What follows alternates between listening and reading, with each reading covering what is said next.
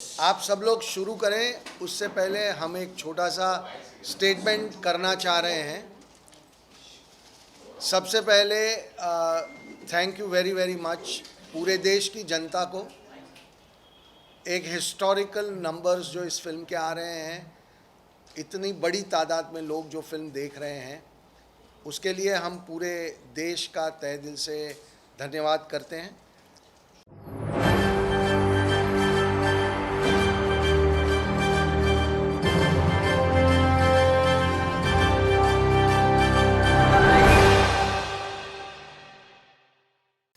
नमस्कार, ESPN 9 news देख रहे हैं आप। आपके साथ मैं हूं मानसी जायसवाल। देश भर में आज एक फिल्म की बेहद चर्चा है जिसका नाम है द केरल स्टोरी। पश्चिम बंगाल में इस फिल्म को बैन कर दिया गया है, वहीं यूपी सरकार ने इस फिल्म को टैक्स फ्री कर दिया है। जी हां, इस वक्त लगातार द केरल स्टोरी की बड़ी चर्चाएं चल रही है। लगातार बॉक्स ऑफिस पर ताबड़तोड़ कमाई कर रही है जो केरल स्टोरी मूवी है। वो लगातार अब इस पूरे मामले पर बवाल भी मच रहा है। कहा जा रहा है कि इस पूरे मामले को धर्म से जोड़ करके देखा जा रहा है। दरअसल ये पूरा जो मामला है वो धर्मांतरण को लेकर के है। कहा जा रहा है कि धर्म के आधार पर ये फिल्म बनाई गई है, लेकिन इस पूरे मामले पर जेपी नड्डा का बयान सामने आया। हिंदुत्व कार्ड खेलते हुए जो है इस वक्त भारतीय जनता पार्टी नजर आ रही है और उनका इस पूरे मामले पर क्या कुछ कहना है वो आपको बता देते हैं। दरअसल चुनाव के लिए बेंगलुरु में प्रचार के बीच बीजेपी अध्यक्ष जेपी नड्डा ने रविवार शाम को फिल्म दी केरल स्टोरी देखी। अब उन्होंने बातचीत में ये कहा कि केरल में धर्म परिवर्तन एक आतंकवाद है। ये एक बहुत ही भयावह आतंकवाद का रूप है। इसमें कोई आवाज नहीं है, लेकिन ये बहुत खतरनाक है जिसका दी केरल स्टोरी फिल्म ने पर्दाफाश किया है। जेपी नड्डा ने आगे कहा कि इस फिल्म का संबंध ना ही धर्म से है और ना ही किसी राज्य से है, बल्कि इसका संबंध देश से है। ये एक वैश्विक कहानी है, केवल भारत ही नहीं, ये और भी तमाम देशों में हो रहा है। युवाओं को पहले आकर्षित किया जाता है, बाद में उन्हें ढकेल दिया जाता है। केरला स्टोरी इन सभी मुद्दों को बहुत अच्छे से एक्सपोज करती है। फिल्म ने समाज में जागरूकता लाने का काम किया है। ये एक आई ओपनर स्टोरी है। दरअसल फिल्म में दिखाया गया है कि किस तरीके से जो कुछ महिलाएं हैं उनका धर्म परिवर्तन करवा करके उनका आईएसआई से कनेक्शन करवा दिया जाता है। ये तमाम जो बातें हैं वो लगातार सोशल मीडिया पर वायरल हो रही हैं और फिल्म में कहीं ना कहीं ये सारी बातें दिखाई गई हैं कि किस तरीके से उन महिलाओं का, उन लड़कियों का जो है वो धर्म परिवर्तन करवा करके उनका जो संबंध है वो आईएसआई से हो जाता है। तो ये लगातार आरोप लगाए जा रहे हैं। तो इस पूरे मामले पर इस वक्त राजनीति गर्माती हुई नजर आ रही है। जैसे कि आप सभी जानते हैं, पश्चिम बंगाल की मुख्यमंत्री ममता बनर्जी ने इस फिल्म को पश्चिम बंगाल में बैन कर दिया है, वहीं यूपी सरकार ने इसको टैक्स फ्री कर दिया है। इस वक्त केरल स्टोरी काफी चर्चाओं में बनी हुई है और बॉक्स ऑफिस पर ताबड़तोड़ कमाई करती हुई भी नजर आ रही है। आपकी इस पूरे मामले पर क्या राय है, हमें कमेंट करके जरूर बताएं। देश और दुनिया की तमाम बड़ी खबरों के लिए देखते रहिए एसपीएन 9 न्यूज। आप सब लोग शुरू करें उससे पहले हम एक छोटा सा स्टेटमेंट करना चाह रहे हैं। सबसे पहले thank you very very much पूरे देश की जनता को। एक हिस्टोरिकल नंबर्स जो इस फिल्म के आ रहे हैं, इतनी बड़ी तादाद में लोग जो फिल्म देख रहे हैं, उसके लिए हम पूरे देश का तहे दिल से धन्यवाद करते हैं। ये फिल्म लोग ज़्यादा से ज़्यादा देखें, ये हमारे लिए बहुत इम्पोर्टेंट था क्योंकि इसका विषय इतना सेंसिटिव और इतना इम्पोर्टेंट है। तो लोगों का इस तरीके से इस फिल्म से जुड़ना, ये हमारे लिए बहुत खुशी की बात है। इस फिल्म में हमारे ऑनरेबल प्राइम मिनिस्टर ने इस फिल्म के बारे में बात की, और भी बहुत इम्पोर्टेंट पॉलिटिकल पार्टीज़ ने इस फिल्म के बारे में बात की और इस विषय को नेशनल सब्जेक्ट के रूप में लोगों के सामने रखा। चाहे कुछ लोगों ने विरोध किया हो, चाहे कुछ लोगों ने सपोर्ट किया हो, पर इस विषय को अब एक नेशनल लेवल पे कोई इग्नोर नहीं कर पाएगा। तो ये हमारे लिए एक बहुत बड़ी अचीवमेंट है और हम उन सब लोगों का धन्यवाद करते हैं। आज एक बहुत सेंसिटिव इश्यू पे हम बात करना चाह रहे थे। तमिलनाडु में एक इंडिविजुअल इंसान वो धमकी दे के उसने वहाँ की पूरी स्टेट गवर्नमेंट को हिला के इस पिक्चर को वहाँ रिलीज़ होने से रोका है। हमें इतने सारे लोग फ़ोन कर रहे हैं, मैसेज कर रहे हैं कि हमें फ़िल्म देखनी है, पर वो तमिलनाडु में देख नहीं पा रहे हैं क्योंकि एक इंसान ने पूरे लॉ एंड ऑर्डर की सिचुएशन को धमकी दे के कंट्रोल किया हुआ है। मैं तमिलनाडु की डीएमके और कांग्रेस की जो सरकार है उनसे ये रिक्वेस्ट करना चाहता हूँ कि इसके अगेंस्ट वो सख्त से सख्त कदम इमीडिएटली लें और इस फिल्म को कल सुबह वहाँ रिलीज़ किया जाए। चेन्नई हाई कोर्ट ने, कुछ लोगों ने पिटीशन की थी इस फिल्म को रोकने की, उसको चेन्नई हाई कोर्ट ने भी खारिज किया है। सुप्रीम कोर्ट ने 3 बार एप्लीकेशंस को खारिज किया है।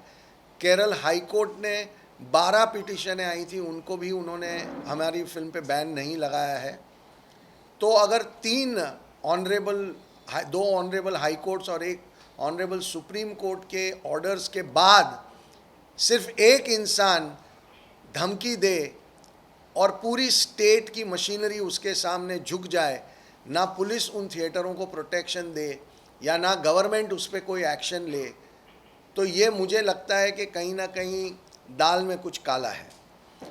और इसीलिए मैं रिक्वेस्ट करना चाहूँगा जो डेमोक्रेसी के बहुत फेवर में आर्ग्यूमेंट करने वाले जो लोग हैं उन सब से कि इस फिल्म को बिना किसी डिसरप्शन के चेन्नई, तमिलनाडु पूरे स्टेट और पौंडीचेरी में रिलीज़ करने दिया जाए।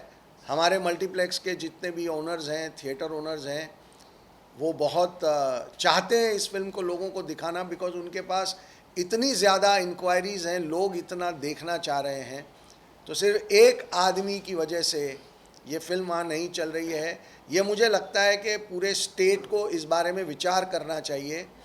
डीएमके और कांग्रेस को विचार करना चाहिए कि क्या उनकी गवर्नमेंट एक आदमी को कंट्रोल करके ऑनरेबल हाई कोर्ट के ऑर्डर को लागू नहीं कर पाएंगे। That's all we have to ask. Thank you very much. अब आप जो पूछना चाहें।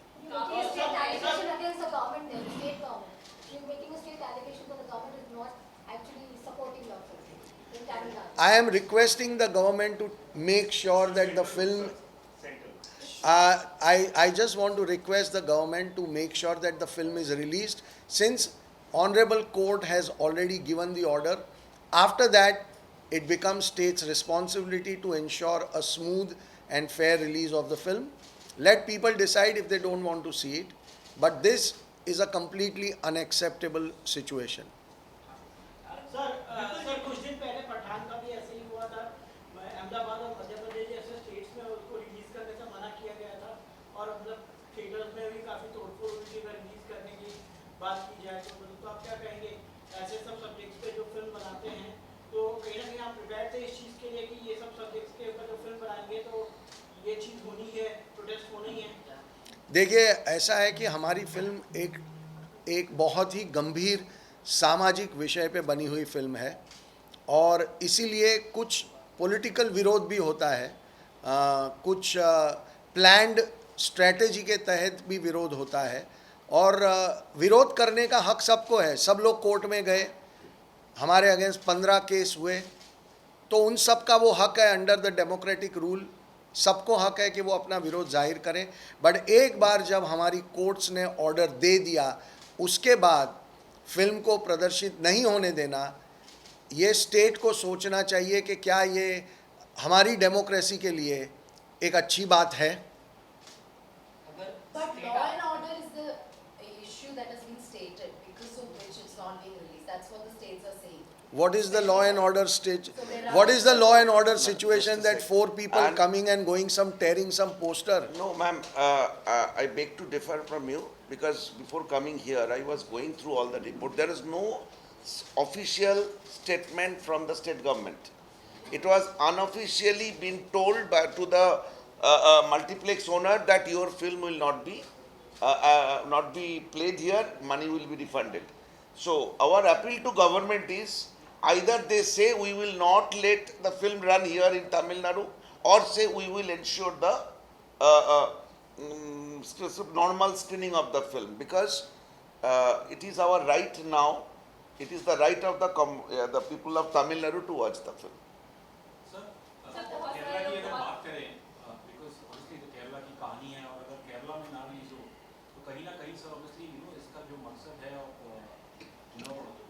Film by the way film Kerala में सक्सेसफुली चल रही है और अगले वीक में बुधवार या गुरुवार को हम मलयालम में डब करके ये फिल्म केरला में रिलीज़ करने की कोशिश कर रहे हैं। तो केरला में कोई प्रॉब्लम नहीं है और इसीलिए ये ज़्यादा ताज्जुब की बात है कि केरला में प्रॉब्लम नहीं है। लोगों ने फिल्म देखी है, लोग अप्रिशिएट कर रहे हैं और तमिलनाडु में एक इंसान ने पूरे स्टेट को और स्टेट की गवर्नमेंट को हॉस्टेज बना के रखा हुआ है। सर और कौन सी भाषाओं में आप डब करने का सोचते हैं? ये फिल्म तमिल में डब होगी, तेलुगु में डब होगी और मलयालम में डब होगी। सवाल है मेरा, पसंद कर रहे हैं लेकिन ऐसे ही कुछ लोग प्रोपेगेंडा फिल्म भी कह रहे हैं, तो उनके लिए क्या जवाब है? अब हम क्या कहें, जवाब तो लोगों ने दे दिया। नंबर्स आपके सामने हैं, वीकेंड के तो हैं ही हैं। आज के नंबर्स आप खुद चेक कर लीजिए। फ्राइडे से